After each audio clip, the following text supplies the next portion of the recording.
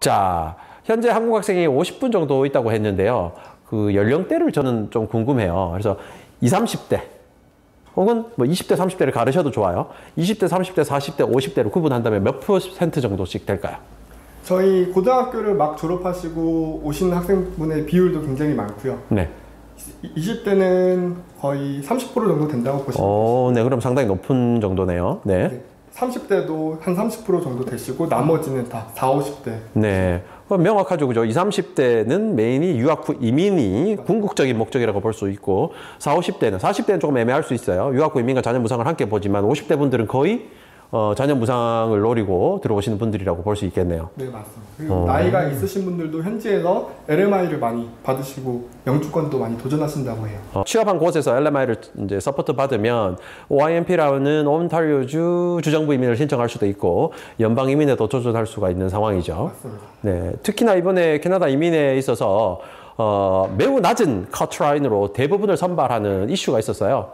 이런 것처럼 LMIA로 캐나다에서 1년 정도 근무를 하시게 되면, 물론 졸업 후죠. 졸업 후에 취업해서 1년 정도 근무를 하시게 되면 사실 영주권의 기회가 매우 가까이 있다고 보셔도 될 것 같습니다. 세인트 로렌스 칼리지를 담당하시는 담당자로서 네. 우리 학교는 이게 장점이야. 한 3개만 딱 꼽는다면. 많이 말고 딱 3개만.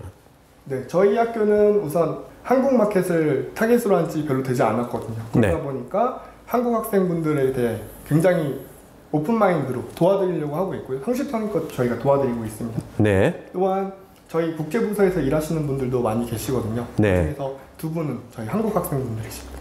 네. 언제든지 문의가 있거나 문제가 있으시면 저희가 물심양면 도와드릴 수 있습니다. 네, 이게 왜 중요하냐면요. 한국 유학생을 담당하시는 분이 1명인데 한국 유학생이 100명이면 사실 이 100명을 다 케어할 수가 없잖아요. 그런데 한국 학생 수가 적은 상황에서 한국인 담당자가 많으면 사실은 더 친밀하고 더 쉽게 도움을 받을 수 있다는 장점이 있는 거죠. 그렇죠. 네, 또 두 번째 장점은?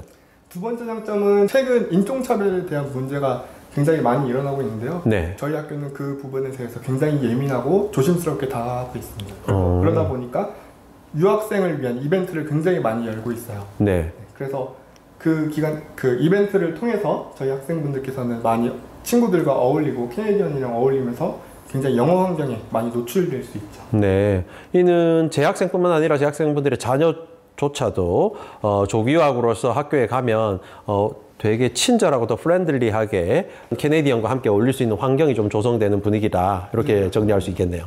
세 번째 장점은? 그리고 킹스턴 지역 같은 경우에는 백인 비율이 굉장히 높은 도시인데요. 네. 그러다 보니까 영어 환경이 굉장히 노출되어 있고 네. 굉장히 친절하세요.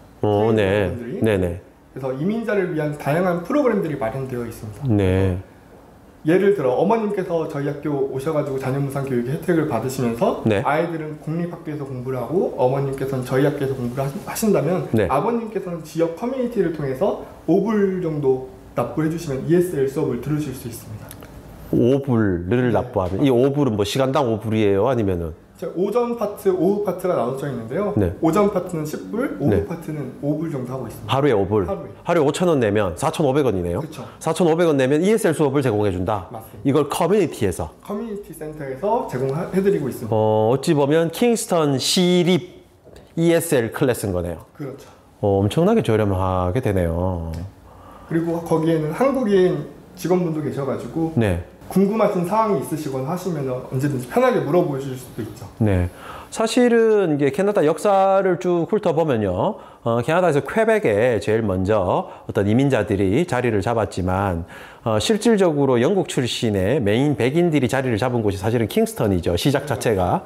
그래서 캐나다 국내 역사들을 쭉 훑어보면 사실은 킹스턴을 제외하면 이 역사를 논할 수 없을 정도로 사실은 메인 시티라고 볼 수 있겠습니다.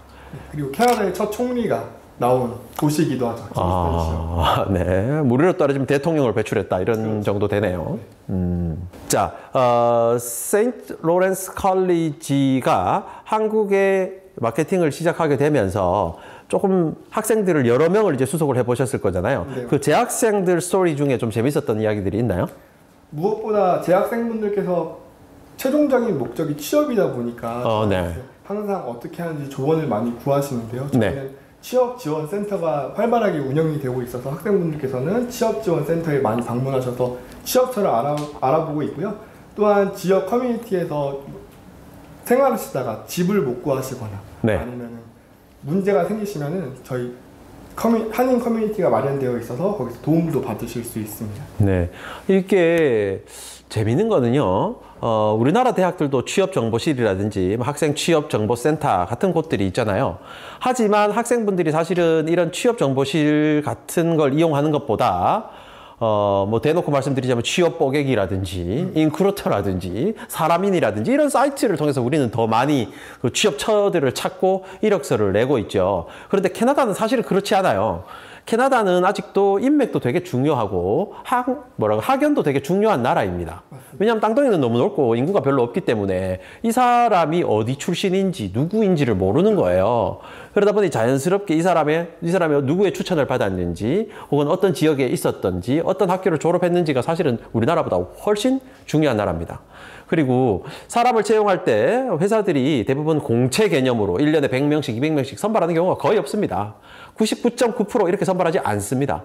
주로 결국은 우리로 따지면 수시 채용스럽게 이런 포지션에 사람이 필요하다 이런 정보를 올리는데 이런 걸 홈페이지에 올려서 공개 모집을 잘 하지 않고 오히려 학교 쪽 취업정보센터로 연락을 해서 이런 학생 알려달라 이렇게 연결이 되는 경우가 더 많거든요. 그리고 뿐만 아니라 이제 저희 교수님들께서는 모두 현직에 종사하시는 분들이라서 현직에서 많이 이제 학생분들을 채용하려고 교수님들한테 요청을 드리고 있어요. 맞아요. 교수님들께서는 재학생분들한테 많은 혜택을 드리고 있고 취업처에서 뭐 연락이 오게 되면은 바로 저희 재학생분들한테 우선적으로 연락을 드리고 있습니다.